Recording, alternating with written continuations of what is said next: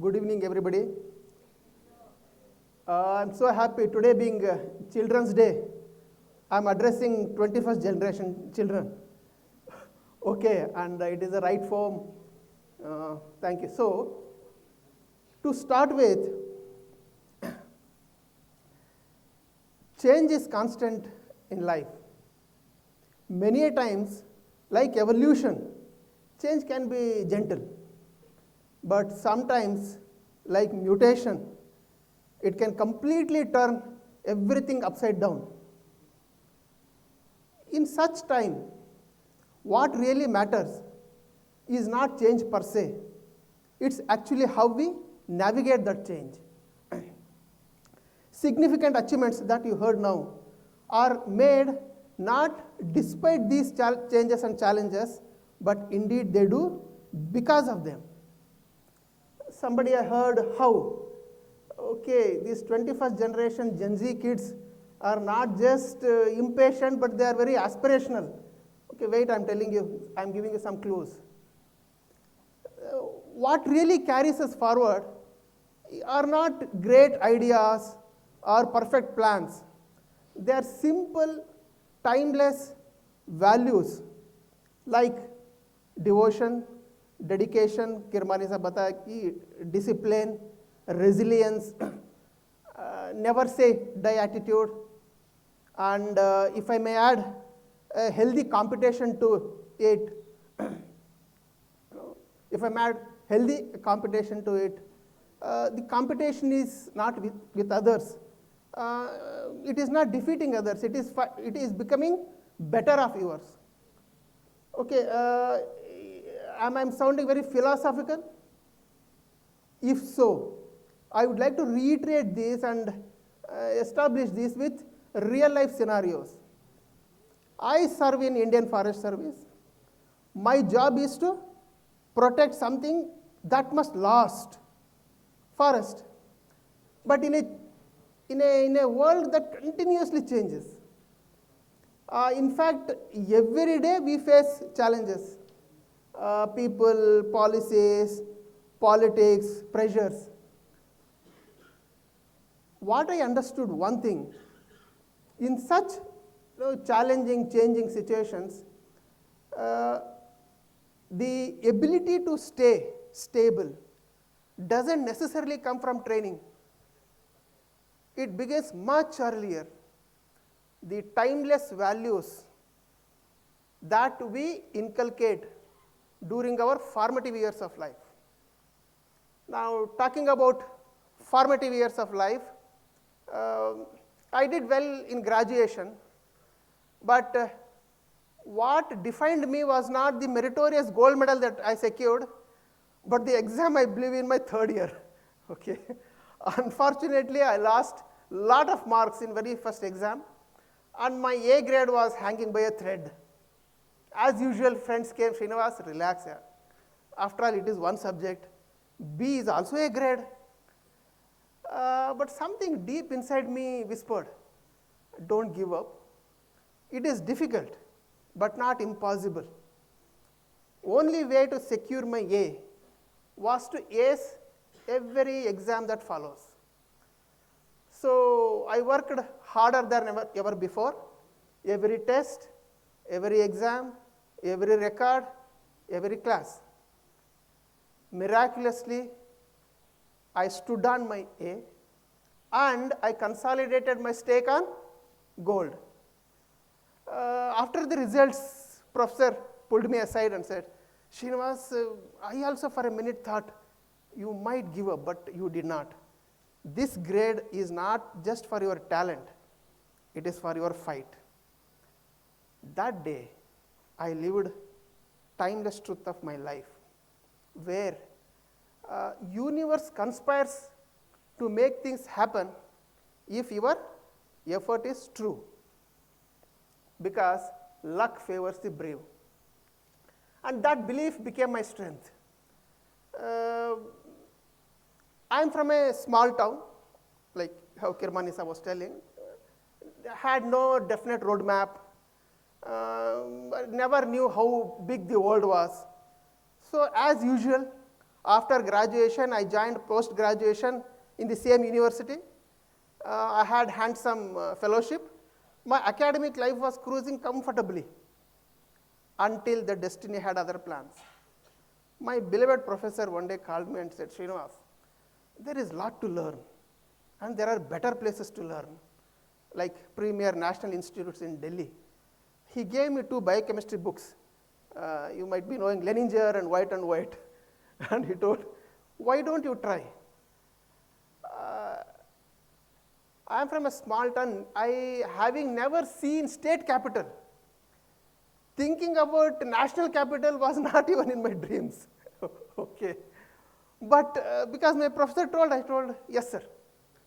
I came back, and then from that day, for months, library became my temple, biochemistry became my Bhagavad Gita. I studied with devotion, not ambition, sheer joy of learning. When exam dates were announced, I took 48 hours long train journey in a packed general compartment to Delhi, went straight to the exam hall, wrote my paper, came back on the same day by return train.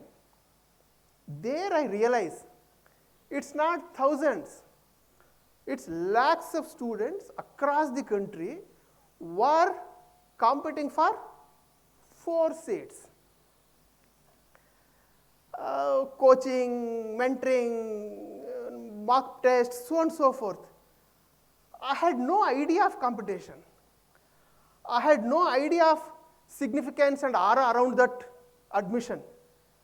This very innocence and lack of expectations, lack of weight of expectation had indeed worked in my favor, and I had made it. Suddenly I was in the National League. That day I realized I lived my second truth, wherein surrendering to the karma can take you where you truly belong. Very famously said, karmanye vadikaraste ma phaleshu kadachana. Now I'm there in the National League. Now how Kirmani Saab will endorse me. Reaching National League is simple part. Being there is the most difficult part. Okay. So when I was there then, like similar to the sports person, how continuously they try to outperform their previous best. Everybody should compete with himself. And during my post-graduation days, I'm lucky that I had wonderful teachers. One professor often said in class, my evaluation is toughest. Nobody ever had completed my paper. It is so exhaustive. Forget about acing it. Every time he says, and at that age, sometimes the challenge really stung me. How can he say that? Okay.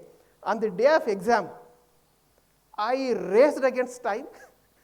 When everybody were strangling to complete the paper, I wanted to make it a point that I completed in time, stood up, went straight to him, gave my paper.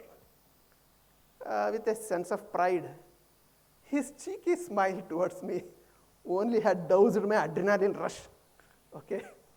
And similarly, one more professor always said in the class, his evaluation is toughest. He is going to give open book exam. You can go and consult anybody. You can go and consult any book, and you give me paper. Every time when he was saying, I was thinking, he wants to give open book exam. Why should I take open book exam? Okay. So why should not I test my understanding, limitations, kind of a thing? So I did not do so. These small choices we make at the formative years taught me big lessons in life, wherein truly competition is not with others. Competition is with the limitations that we set for ourselves. Every time you beat one, you become the better one. Okay. And these simple values that I cultivated during the college days or formative years were put to test in my professional life. I took charge as director of a tiger reserve, and as usual, as a forest officer, the job is to administer forest, wildlife, and manage conflicts. Very soon I realized the real challenge is not there in forests. It is there in the villages in and around it. When I met those people, I could see unemployment, poverty, unrealized dreams. They were living in one of the most beautiful landscapes of the country. Without knowing, protecting it could secure their future. Then I started new conversation of hope, conversation of future, conversation of livelihoods. But to drive home the point, like how you make AVs, I made a documentary called Kali, showcasing the real bond between people, forest, and their future. Much less I knew, this small effort of documentary Kali found its place in the biggest platform of the globe, Paris COP21 summit, where the documentary was screened before our beloved Honorable Prime Minister and other global leaders. It received national attention, international awards, but more importantly, it had convinced hundreds of families to find their new future. Parallelly, it also created a lot of inviolate areas in forest for wildlife to flourish. Win-win situation for people and wildlife. And incidentally, that small effort and experience also gave me the prestigious State Environment Award also. Now, this small idea or lateral thinking that conservation succeeds not when we protect wildlife from people, but only when we empower people with wildlife, had really worked wonders. And in fact, the name of the tiger reserve was also changed from Dandeli Anchi Tiger Reserve to Kali Tiger Reserve that you hear, listen today. And that was the experience. So that day I realized one more truth of my life. I think honest approach to a problem can really give you solutions. Now, that small lateral thinking or whatever great small idea that I was mentioning. But friends, again, these small ideas that we mean, not necessarily they originate on corporate boardroom tables. Sometimes they can even originate on our kitchen counter also. Okay. When I became member secretary of Pollution Control Board, I saw a pattern. Every year during Ganesh Chaturthi, there is a definite pattern. Devotion, celebration, and unfortunately, pollution. And board was running a campaign, no POP idol. But somehow it was not working because we were addressing a fluid problem with rigid no. That was in 2021. Incidentally, it was a COVID year. The communication with common man was also difficult in those times. So suddenly, I had a real problem on my hand. What to do? That day, I noticed my wife making small Ganesha idol with turmeric, offering puja. After puja, she dissolved that small Ganesha in water, poured that to her plants, and sprinkled that holy water all around me and on me also. Okay. That moment asked a better question. How about putting forth instead of a loud no, why not we put a joyful yes? We appealed people to make small Ganesha idols with either turmeric or any organic material that is available in their kitchen, offer puja and perform eco-friendly turmeric Ganesha. You'll be surprised. The idea, or I don't tell campaign, the idea spread viral. It went into families, across cities, across state, and across country. We had a successful eco-friendly turmeric Ganesha campaign, and that campaign, it received national attention and gave me Guinness World Record recognition. Okay. So, these things, like, life is a timeless flow or flux, it's a timeless flow. And these small ideas like turmeric Ganesha, or lateral thinkings like, I did in Kali Tiger Reserve, or, devotion over ambition like graduation, these, discipline or, surrendering to the cause, what I was telling, karmanya vadikaraste. These are some of the typical values as mutations, as paradoxes, whatever we say here. They really and finally shape the timeless flow of life and shape our futures.